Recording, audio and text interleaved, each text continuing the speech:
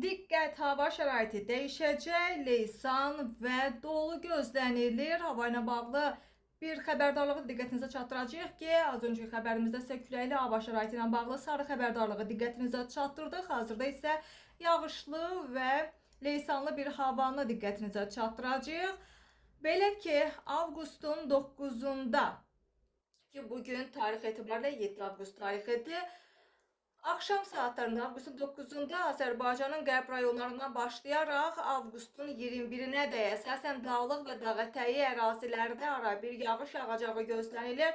Bu barədə Milli Hidrometeorologiya Xidməti məlumat yayıb. Məlumatda bildirilir ki, ayrı-ayrı yerlərdə yağışın qısa müddətli leysan xarakterli daşıyacağı bildirilir. Şimşək çaxacaq və eyni zamanda dolu yağacaq.